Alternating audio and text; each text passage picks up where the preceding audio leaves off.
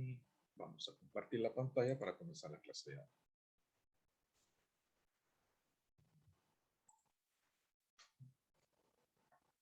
Perfecto.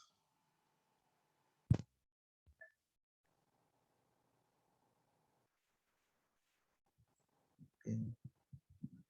Solo lo vamos a hacer un poquito más grande. Estamos esperando que termine de cargar.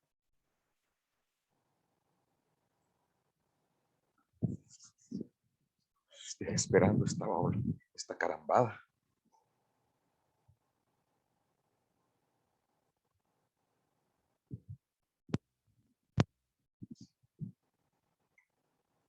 Perfecto. Vamos a poner el puntero láser.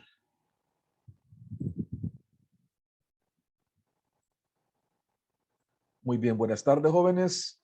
El día de hoy en la clase de neurociencias vamos a hablar un poquito acerca de la estructura y localización funcional de la corteza cerebral. Algunas de las cosas que vamos a tocar ahorita, pues ya las vimos un poquito en histología, alguna que otra en anatomía humana, pero lo interesante, lo importante de acá más que todo va a ser la parte de la función. Acordémonos un poquito de la estructura de la corteza cerebral. Recordando un poco de histología, recordemos que la corteza cerebral recubre por completo cada hemisferio del cerebro y está formada, como ustedes saben, por sustancia gris, o sea, por los cuerpos neuronales de las neuronas. La superficie de esta corteza se aumenta o se incrementa o se hace más grande a nivel de los giros o las circunvoluciones, que como se acuerdan ustedes de anatomía, están separadas por fisuras, cisuras o surcos. La corteza cerebral, como la sustancia gris de cualquier otro lugar del sistema nervioso, está formada por una mezcla de células nerviosas. O sea que, si bien es cierto, la gran parte son neuronas, también consta de neuronias y de vasos sanguíneos. ¿Cuáles van a ser las células que van a tener o van a estar ubicadas a nivel de la corteza? Fíjense que tenemos diferentes tipos de células.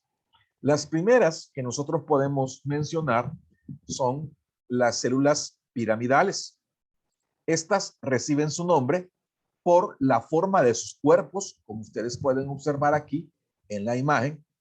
La mayoría son pequeñas, pero también hay otras más que son más grandes. Estas son las llamadas células gigantes o de Betz y se ubican particularmente en el giro precentral.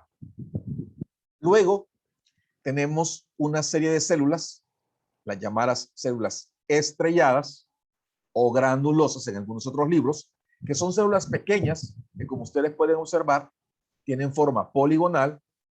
Se llaman estrelladas porque presentan múltiples ramificaciones dendríticas y un axón corto. Luego tenemos a las células fusiformes. Miren, estas son las células fusiformes. Estas, pues claro, su nombre lo indica, tienen forma fusiforme y se concentran principalmente en las capas corticales profundas. Ustedes pueden ver que aquí tenemos las 6 capas en las que se divide la corteza cerebral. Entonces ustedes pueden observar cómo en las últimas 3 es donde se ubican principalmente las células fusiformes. Luego tenemos las células horizontales. Estas células horizontales son llamadas también células de Cajal. Son células pequeñas. Si bien es cierto, son fusiformes, así como estas la particularidad que tienen es que sus dendritas y sus axones van en forma horizontal y se encuentran ubicadas en las primeras capas de la corteza, o sea, en las capas más superficiales. Podemos decir que están en la primera y en la segunda capa. Por último, tenemos a las células de Martinotti. Estas son las células de Martinotti. ¿Ven? Las células de Martinotti son las células más pequeñas. Son células o son neuronas multipolares y que están presentes, si ustedes se dan cuenta, si bien es cierto, aquí solo podemos verlos del 3 para abajo, pero realmente se encuentran en todos los niveles de la corteza cerebral. Estas son entonces las células nerviosas que podemos ubicar a nivel de la corteza cerebral. Ustedes pueden ver que son de diferentes tipos, ¿verdad? Recordar también que entre ellas también tenemos células gliales y abundantes vasos sanguíneos. También en la corteza cerebral, fuera de la sustancia gris, tenemos también la sustancia blanca. Dentro de la sustancia blanca, las fibras de la corteza cerebral ya se organizan tanto de forma radial como de forma tangencial. ¿Sí? Así están organizadas. Las fibras radiales, estas son las que se dirigen en ángulo recto hacia la superficie cortical, como si fueran un penacho, vaya, si quieren ustedes un ejemplo, ¿verdad? E incluyen a las fibras de proyección, a las fibras de asociación y a las fibras comisurales. Estas terminan dentro de la corteza y pueden ser, ojo con esto, fibras aferentes o eferentes. En cambio, las fibras tangenciales se dirigen hacia la superficie cortical y son, en su mayor parte, ramas colaterales y terminales de fibras aferentes. Aquellas, acuérdense, las radiales, ¿verdad? Estas podían ser aferentes y eferentes. En cambio, las tangenciales son mayormente aferentes. De hecho, son aferentes.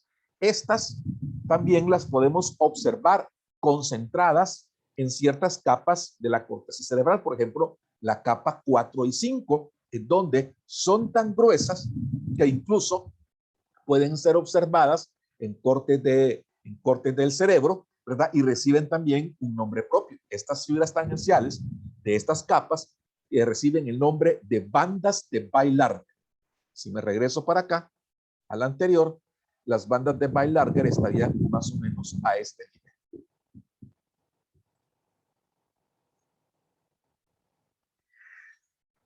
Aquí podemos verlas, miren. Aquí están, miren, estas son las bandas de Baillarger. Miren, recuerden que son fibras de sustancia blanca, son las bandas de Baillarger. Ahora, con fines descriptivos, es más práctico dividir a la corteza cerebral en capas que pueden distinguirse por el tipo, densidad y organización de sus células. Así pues, tenemos 6 capas, como ya les había dicho. Primera, segunda, tercera, cuarta, quinta y sexta capa. ¿Cómo diferenciamos una de otra? La primera capa, denominada capa molecular o plexiforme, es la más superficial y está formada principalmente por una red densa de fibras tangenciales, de células piramidales, fusiformes, estrelladas y de Martinotti. La segunda capa, aquí la vemos, miren. La segunda capa, esta contiene un gran número de células pequeñas, piramidales y estrelladas. La tercera capa, también formada por células piramidales, pero de esta capa para abajo, ya las células piramidales van aumentando de tamaño. La cuarta capa, esta, llamada también capa granulosa interna, está formada por células estrelladas muy compactas y fibras organizadas en forma horizontal. Miren, aquí vamos encontrando las bandas de Baillarger. La quinta capa es la llamada capa ganglionar o piramidal interna. Fíjense, la particularidad de esta es donde vamos a encontrar ya las células gigantes o de Betz. Miren. Además, también tenemos bandas de Baillarger, o sea, fibras organizadas en forma horizontal. Estas capas se ubican mejor o se ven mejor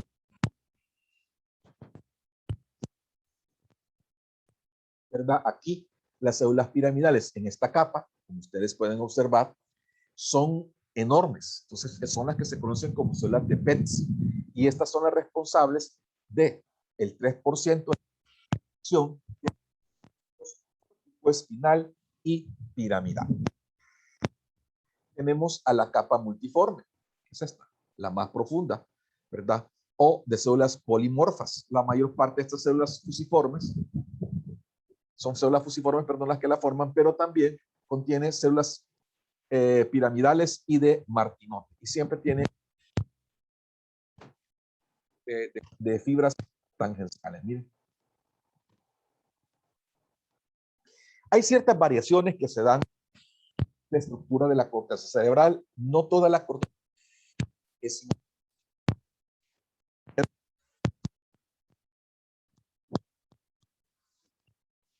Doctor, no se me escucha el audio.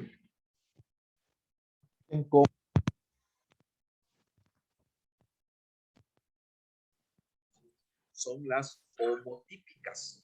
Ojo, heterotípicas cuando no está la totalidad de las 6 capas. Típicas cuando tenemos cabalitas las 6 capas bien diferenciadas. Esta corteza heterotípica, la que no tiene las 6 capas, a su vez puede ser de 2 tipos, de tipo granuloso o de tipo agranuloso.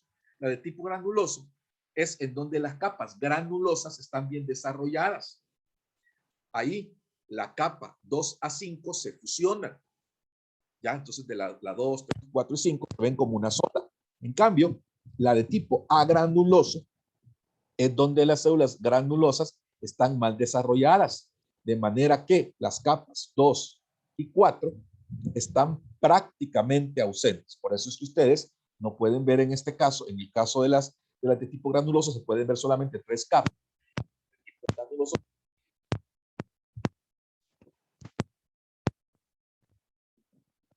Doctor. Está fallando, doctor Meléndez. ¿Algo ahí? De los años, y luego investigar químicas, estudios eléctricos, neutrones, incluso resonancia. Hemos llegado a conocer un poco sobre las conexiones que las neuronas tienen a nivel de toda la corteza. Esto nos ha permitido entender nuevas funciones de diferentes de la corteza. Normalmente tenemos ciertas áreas funcionales que desde mucho tiempo atrás y son las ahí con diferentes colores a nivel de las diferentes partes del cerebro. Vemos el cerebro en posición lateral, en una vista medial, en una vista inferior. Ahora, si vamos a hablar acerca de distribuyamos esas áreas funcionales o empecemos a hablar de ellas a partir de los lóbulos cerebrales. Veamos qué sucede con el lóbulo frontal. Aquí encontramos el área precentral. Esta está ubicada en la circunvolución precentral, pared anterior del surco central y partes posteriores de las circunvoluciones frontales superior, media e inferior. E incluso se extiende también en la parte medial del cerebro a nivel del lobulillo paracentral. Esta, dije al principio, está formada principalmente por células y sus fibras córtico-espinales y córtico. Por ende, esta es eminentemente motora. Esta área, como ustedes pueden observar, perdón, me dicen que me está fallando el audio. Voy a quizás ocupar el micrófono de la computadora. Permítame un segundo. Disculpas. Ok. ¿Alguien que me diga si hoy se escucha mucho mejor? Sí, doctor. Gracias. Disculpa, sí. Hasta ahora estaba viendo lo que me estaban colocando. Entonces, voy a explicar de nuevo lo que les estaba diciendo, porque eso sí me interesa que ustedes lo sepan. Vamos a ver las áreas funcionales, ¿verdad? Acuérdense que estas localizaciones funcionales de la corteza, algunas ya las veíamos de mucho tiempo atrás, desde hace 50, 60 años, pero nuevos estudios nos han dictaminado nuevas funciones que son las que vamos a traer a colación en la clase de ahora.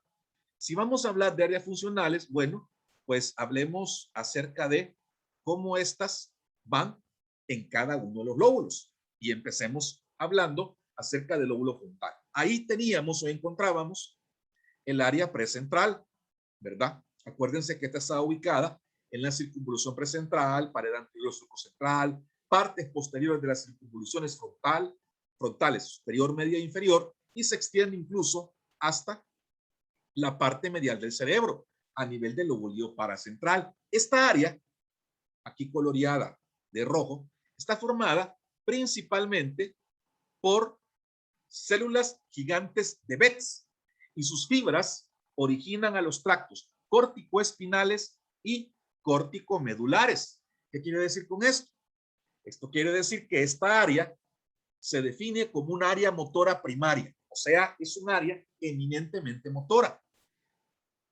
Si nos traspolamos a un mapa que realizó un investigador o un neurocientífico de apellido Brodmann a principios del siglo pasado, podemos nosotros decir que esta área motora primaria se encuentra ubicada en el área 4 del mapa de Brodmann. Pero también tenemos una región importante, el área motora secundaria.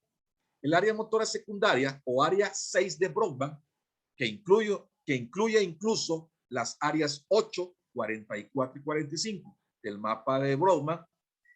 Esta es un área donde se encuentra, por así decirlo, el chip de memoria de todas las acciones motoras que nosotros realizamos. Si se estimula el área motora primaria, ¿qué sucede? Se producen movimientos aislados en el lado contrario del cuerpo y contracción de grupos musculares relacionados con un movimiento específico. Esto es lo que sucede si nosotros estimulamos esa área en particular. Ahora, el área de corteza que controla un movimiento particular es proporcional a la habilidad que se necesita para realizarlo y no a la cantidad de músculos que lo realizan. O sea que no importa que sea un montón de músculos los que realicen un movimiento, si este movimiento es grueso, el área de control en el cerebro va a ser pequeña. Pero si este movimiento es fino y es un movimiento un poco más elaborado, el área del cerebro que va a controlar ese grupo, aunque sean músculos chiquitos y pocos, va a ser más grande. Entonces, la función del área motora primaria es la de efectuar movimientos, o sea, realizarlos. En cambio, ¿qué sucede con el área motora secundaria? Esta es la que les dije yo que iba a tener almacenado el chip de memoria. Entonces, esta almacena estos patrones de movimiento y programa la actividad y control de los músculos, así como también está implicada en la capacidad de poder nosotros controlar nuestra postura. O sea que el área motora secundaria es donde ustedes van a tener las improntas de todo movimiento motor que ustedes hayan aprendido. Caminar, andar en bicicleta, escribir, bailar, ¿verdad? Etcétera, etcétera, etcétera. Ahora, también es importante ubicar a nivel del lóbulo frontal el llamado campo ocular frontal. ¿Por dónde se ubica este? Este se ubica en el surco precentral en las áreas 6, 8 y 9 del mapa de Brodmann. Estas que estamos viendo acá. Miren. ¿Qué hace este campo ocular frontal? Lo que hace este campo es controlar los movimientos oculares voluntarios de seguimiento que son independientes a los de los estímulos visuales. Ojo también con lo siguiente. A nivel del lóbulo frontal tenemos también el área motora del lenguaje o área de Broca. Esta se localiza, según el mapa de Brodmann, en las áreas 44 y 45. Esta área es importante. ¿Por qué? Porque es la que participa en la formación de las palabras mediante sus conexiones con otras áreas motoras adyacentes. Importante. Ahora, también tenemos en el lóbulo frontal un área extensa situada en la parte más delantera del mismo, entre los giros frontales superior, medio e inferior, los giros orbitales y el área del cíngulo. Estas son las áreas 9, 10, 11 y por acá la 12. ¿Qué sucede aquí? Esta área en particular del lóbulo frontal es el área que está encargada de la elaboración de la personalidad, la regulación de los sentimientos y en la iniciativa y el juicio. ¿Qué quiere decir? Que esa área es el área que a ustedes les da prácticamente su personalidad, o sea, la forma en que ustedes son, la forma en que ustedes tratan a los demás, la forma en la que ustedes interactúan con las demás personas. ¿Qué sucede con el lóbulo parietal? ¿Qué partes o qué áreas funcionales encontramos en él? En este lóbulo ubicamos las áreas sensitivas o somestésicas. El área somestésica primaria ocupa el giro postcentral en la superficie lateral del hemisferio y el lóbulo paracentral en la superficie medial. Miren, esto es lo que sucede a nivel del lóbulo parietal. También a este nivel tenemos un área somestésica secundaria, muy parecida a la motora secundaria que veíamos anteriormente. Esta está ubicada en el labio superior de este lóbulo. Aquí, miren. Miren. Aquí está ubicada. Es mucho más pequeña y es menos importante de la primaria. Acá. Siempre aquí lo que va a estar va a ser su chip de memoria. En este caso, ¿qué va a estar guardando esto? Va a estar guardando las sensaciones, almacena las sensaciones que nosotros hayamos percibido. También podemos ubicar acá la llamada área de asociación somestésica, que ocupa la porción superior del lóbulo parietal, las áreas 5 y 7 de Brodmann. Cambio. Y la función de esta área funcional en particular es recibir e integrar las diferentes modalidades sensitivas. Imagínense la importancia de esta área, la de recibir e integrar las diferentes modalidades sensitivas. ¿Qué va a pasar con el lóbulo occipital? Acá tenemos la llamada área visual primaria. Acá, miren. Acá, esta área visual primaria, ubicada en el área 17 de Brodmann, la que ustedes ven pintada de azul marino, se sitúa también en las paredes de la parte posterior del surco calcarino y en ocasiones se extiende incluso rodeando el polo occipital en la superficie lateral. Aquí es el sitio en donde se forman las imágenes. Pero, ojo con esto, ustedes ven, tenemos también un área visual secundaria, que son las, según el mapa de Brodmann, son las áreas 18 y 19, más clarito, miren, prácticamente rodea a la visual primaria. Aquí, igual que lo que decíamos anteriormente, aquí tenemos nuestro chip de memoria de la parte visual. Su función está relacionada con información visual que se recibe desde el área primaria, pero se relaciona con experiencias visuales del pasado. Y así la persona reconoce lo que está viendo. Ejemplo, pues ustedes tienen ya en su memoria cómo es su casa, cómo es la cara de su papá, de su mamá, que están viendo, por ejemplo, la computadora, ¿verdad? El teléfono celular que es, etcétera, etcétera. Entonces, todos esos improntas visuales se guardan a nivel del área visual secundaria, ¿verdad? Y se relaciona con todo lo que nosotros vemos para ponerle nombre a eso que nosotros estamos viendo. Aquí también, y ojo con esto, existe un campo ocular occipital. Este se cree que se ubica a nivel del área visual secundaria. ¿Qué hace este campo ocular occipital? Este campo ocular parece ser un campo reflejo y se asocia con los movimientos del ojo cuando están siguiendo un objeto. Entonces puede captar de una manera increíble y excelente en un bebé. Como ustedes lo están viendo ahí, miren ese bebé, lo que están viendo es esos adornitos que se ponen encima de las cunas de ellos, que se encienden, dan vuelta y hasta tocan una musiquita, entonces el bebé lo va siguiendo y eso pues le provoca somnolencia y por ende pues sueño. ¿Qué sucede en el lóbulo temporal? ¿Qué áreas funcionales podemos observar o podemos determinar aquí? Aquí se ubican específicamente las áreas auditivas. Acá, miren. Estas áreas, la primaria está ubicada en el área 41 y 42 del mapa de Brodmann, que incluye a los giros de Heschel, y se sitúa en la pared inferior del surco lateral. Esta está relacionada con la recepción, o sea, con la percepción de los sonidos. Pero también, miren, acá tenemos una más clara. Esta es el área auditiva secundaria. Esta, situada en el área 22 del mapa de Brodmann, está situada por detrás de la primaria, en el surco lateral y en el giro temporal superior. Esta área es necesaria para la interpretación de los sonidos. Volvamos a lo que les decía de la función en general de todas las secundarias. Ahí tenemos el chip de memoria.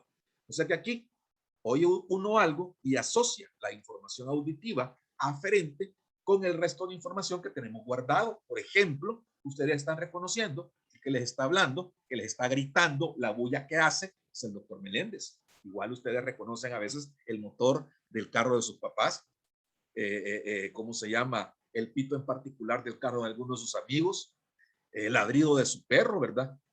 Que a veces es diferente de otros animalitos, etcétera, etcétera. Entonces ahí está guardada esa información.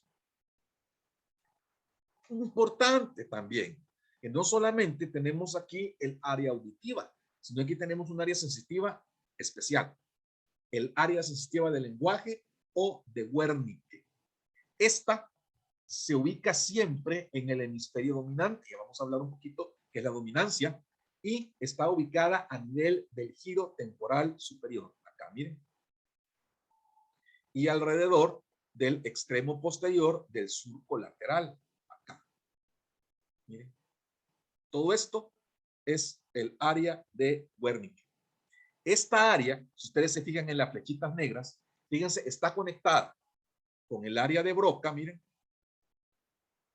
con el área visual, miren, y con el área auditiva.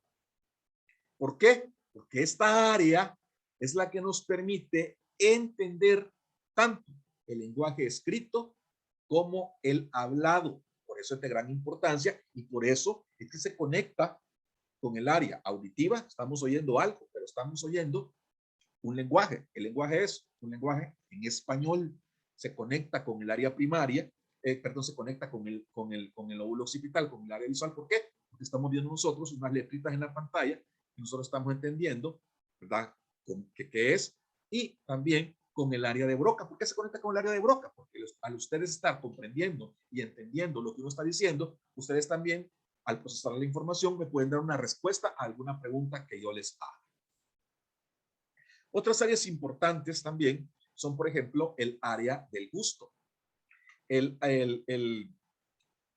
del gusto, ¿dónde está situada? Está situada en el extremo inferior del giro poscentral. Miren, área gustativa, acá. En la pared superior del surco lateral, y es un área que se encuentra adyacente a la ínsula. Entonces, este es el área del gusto.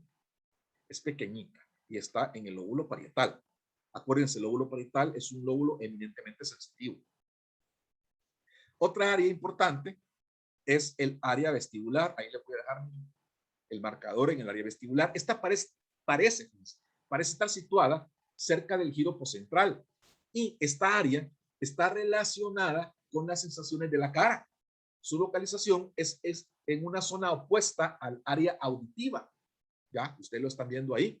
Y está relacionada, por ejemplo, con la apreciación de la postura y los movimientos de la cabeza en el espacio. Esto es lo que hace el área vestibular. Por último, tenemos un lóbulo olvidado. Ahí lo tenemos todo en rojo. Este lóbulo olvidado es el lóbulo de la ínsula. Esta es una área de corteza que está enterrada en el interior del surco lateral y forma su piso. Todavía, hasta el año 2021, sus conexiones y sus funciones no se conocen del todo, pero se cree que es importante para planificar o para coordinar los movimientos que nos permiten articular las palabras. ¿Ya? Entonces, eso es todavía está en veremos. Esa es la teoría que se tiene hasta el momento. Hablemos un poquito de la dominancia cerebral, que es anatómicamente, los dos hemisferios cerebrales son igualitos. No obstante, determinada actividad nerviosa se realiza de forma predominante en uno de ellos. Por ejemplo, el uso ambidextro de las manos, la percepción del lenguaje y el habla son áreas funcionales controladas en su mayor parte por el hemisferio dominante. La mayor parte de nosotros, que somos diestros, o sea que ocupamos más la mano derecha, nuestro hemisferio dominante es el hemisferio izquierdo. En cambio, los zurdos, su hemisferio dominante es el hemisferio derecho. ¿Ya? Entonces, ciertas funciones y claves sí se ubican más en el hemisferio dominante.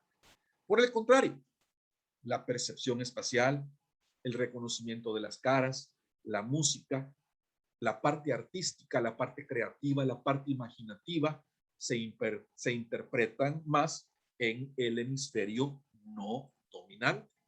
Ahí en esta imagen nosotros podemos ver la dominancia cerebral, miren, en el hemisferio izquierdo que hay y en el hemisferio derecho, tomando en cuenta, por supuesto, que nosotros somos derechos o somos zurdos. Ahora, ¿qué pasa o cómo es que se crea esta dominancia? Se cree que los dos hemisferios en el recién nacido tienen capacidades iguales. O sea, usted nace con las mismas capacidades. De hecho, ¿se acuerdan ustedes de la primera clase que les dio de neurociencias? Nacemos todavía con un cerebro inmaduro. Sus conexiones todavía no están del todo hechas, pero durante la infancia, uno de los dos se va convirtiendo lentamente en dominante sobre el otro. O sea, es cuando ustedes comienzan a usar mejor una mano que la otra. Entonces ahí ya comienza a haber una dominancia de un lado. Lentamente, esta dominancia va a quedar fijada, pero eso se realiza después de la primera década de la vida. Se cree que a los 10, entre los 10 y los 12 años es cuando ya la dominancia cerebral de una persona queda ya resuelta. Esto explica por qué en los niños menores de esa edad y que se lesionan, entre comillas, su lado dominante, pueden luego aprender fácilmente a usar de nuevo pues, en la mano dominante o no pierden mucha función cerebral. ¿Por qué? Porque todavía la dominancia no está establecida y puede crear nuevas conexiones del lado no afectado, en donde se está creando una dominancia parcial hasta el final, hasta que al final pues se queda totalmente de ese lado, ¿ya? En un adulto, pues ustedes saben que esto es casi imposible. ¿Por qué? Porque ya las conexiones están hechas. Ya nuestro cerebro ya es un cerebro completamente maduro. Vamos a ver un pequeño video que les traigo yo, donde hablamos y repasamos todo esto que les acabo de decir. Vamos a ver. Vamos a quitar el puntero láser. Si hablamos de división funcional, hablamos de las áreas de Brodmann. Brodmann era un científico que en 1909 dividió en áreas, en 52 números, le dividió al cerebro para poder determinar mejor su fisiología. Y los vamos a ver ahora. Cada una se le asigna un número y que tiene cierta correspondencia o a veces no con las circunvoluciones anatómicas. Entonces vamos primero a ver que esta es la cesura de Rolando. Hacia posterior está la poscentral y hacia interior está la circunvolución precentral. Estas dos son importantes, ya vamos a ver por qué. El área 4 de Brodmann es la precentral y las áreas 3, 1, 2 son la poscentral y vamos a ver por qué. Entonces, tenemos aquí que el área 3, 1, 2 es el área somatosensorial o sensitiva primaria. Aquí va a venir todas las sensibilidades del cuerpo, excepto el olfato. Ahí es donde se quedan áreas 3, 1, 2 en la circunvolución postcentral y luego el área motora, en cambio, es el área 4 y la circunvolución precentral. Ahora, ambas siguen una distribución que podemos ver que es como un hombre mal hecho, ¿sí ven? O sea, como que una figura extraña, una cara, una mano gigante, todo eso. Este hombre mal hecho se le llama el homúnculo de Penke. Esto hace alusión a que esta es la distribución de las fibras en la corteza. Vamos a, por ejemplo, aquí llegará lo del ojo, aquí llegará lo de la mano, aquí llegará lo de la boca, así. ¿Por qué? Porque hay partes del cuerpo que usan más fibras que otras, ¿sí? Por eso es que este hombrecillo está mal hecho, pero de ahí es por la distribución de las fibras que tiene, ¿ya? Entonces, importantísimo recordar, la sensitiva primaria o somatosensorial y la área motora primaria. Cada una tiene su asistente, ya los vamos a ver ahorita. El área 4, que es la motora primaria, tiene a su asistente, que es el área 6, el área motora secundaria. En esta, o sea, el área 4 es la que controla los movimientos del cuerpo. De aquí parte el fascículo corticoespinal, en mayoría. De ahí, el 6 es el asistente, el área motora secundaria, donde se guardan todos los planes motores, o sea, ponerte la camiseta, andar en bicicleta, caminar, todo eso que ya has aprendido. Si se daña esta parte del cerebro, entrarías en apraxia. Apraxia es justo esta pérdida de los planes motores. Luego, el área 8. El área 8, que es la de los movimientos oculares conjugados, es la que permite que si el ojo izquierdo ve a la izquierda, el ojo derecho también ve a la izquierda, conjuga la mirada. Esto es importantísimo porque si esta se daña, los dos ojos quedarían mirando hacia el lado de la lesión. ¿Por qué? Se dañaría, digamos que se daña la 8 del lado izquierdo, se daña la 8 del lado izquierdo. Entonces el ojo va a tender a ver, o sea, baja las fibras, los tractos se cruzan y van a ver hacia el lado contrario de donde tenían que ver. Es decir, si se daña el área 8 del lado izquierdo, los ojos tendrían que ver hacia el lado izquierdo. Así de sencillo.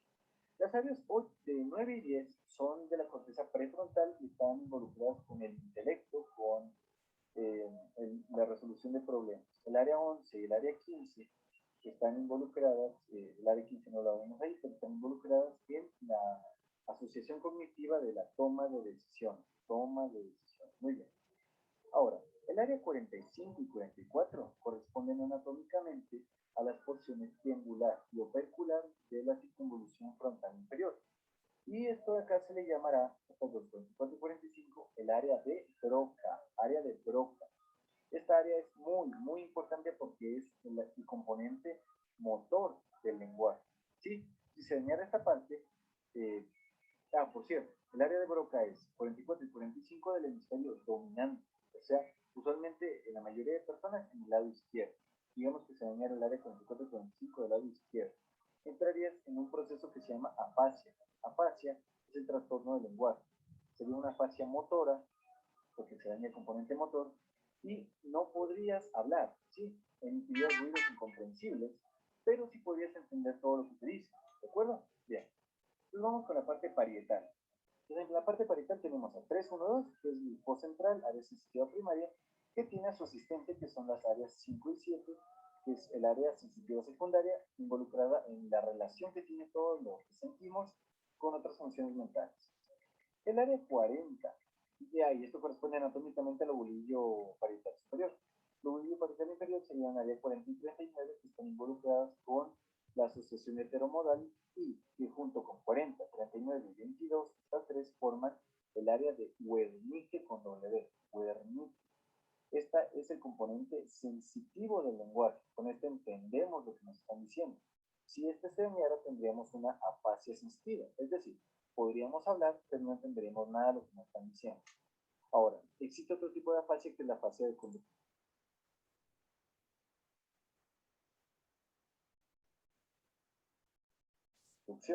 Porque área de Wernicke y área de Broca están conectadas por el fascicular 4 que está adentro, lo podemos ver ahí. Si se jode el A4, tendremos una afasia de conducción. Hay un montón de tipos de afasias, o podemos ver en otro video. Bien, vámonos con occipital. El área 17, que es el área que está rodeándole a la cisura calcarina, es la corteza visual primaria. Con esta podemos ver, y esta tiene dos asistentes, el área 18 y el área 19, que son la corteza visual secundaria. Igual, son de asociación e interrelación con las otras funciones. En lo que se refiere a temporal, además de tener una parte del área de Wernicke, también tenemos el área 41, que es el área auditiva primaria, con esta escuchamos, y la 42, que es la asistente, la área auditiva secundaria, que también es área de asociación y de relación, ¿de acuerdo? Las otras áreas, 21, 20, 37 y 38, son para cumplimiento de más funciones mentales superiores, al igual que el área 20 y 39, que son para el cálculo y que son para las funciones angulares. Ahora tenemos una visión medial. Igual aquí podemos ver las 3, 1, 2, 4, que yo lo volví para central, 6, 8, 9, 10, 11. Y aquí resaltar que las áreas 32, 33, 24, 23, 31 son anatómicamente la circunvolución del cíngulo o pericallosa.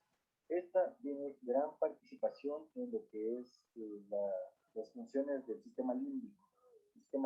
Cosa que ya veremos en otro video, pero es la sección de las emociones y demás funciones para ustedes. Aquí está la 17, que es la principal, rodeando la 18 y rodeando la 19, que también la podemos ver aquí. En lo que se refiere al lóbulo inferior, no les puede conseguir, muchachos, las áreas de Brodmann, eso sí, me disculpo con ustedes, pero igual, como lo vimos aquí, las áreas orbitales, la parte olfatoria, y que en el lóbulo temporal va a llegar todas las referencias olfatorias a las áreas entorrinal, periamidalina y prepiriforme, que no las podemos ver ahí, pero ahí es donde llegan. También en el uncus está metido el hipocampo, donde ocurre la filtración de la memoria para que se transporte en largo y mediano plazo. El lóbulo temporal es importantísimo para almacenamiento de recuerdos, pero sobre todo para su procesamiento. Y aquí tenemos un resumen turro, o sea, les digo porque aquí no está todo lo que hay que saber, pero es como que lo más importante de cada cosa, de cada vista, que deben recordar de anatomía y sobre todo de las áreas funcionales del cerebro. Y espero que el video les haya servido. Mucha suerte, muchachos. Hasta luego. Si hablamos de división. La musiquita era del video, no era mía. ¿Verdad? Si hablamos de división funcional, hablamos. Lo quiero poner. Ahí estamos. Espera. Bueno, acuérdense de la máxima que estaba ahí, ¿verdad? Espero que la clase les haya servido. Recuérdenle un poquito más, ¿verdad? Lo que trata de yo hacer es generalizar un poco en la parte de áreas funcionales. Espero pues que haya sido de su agrado. Vamos a detener.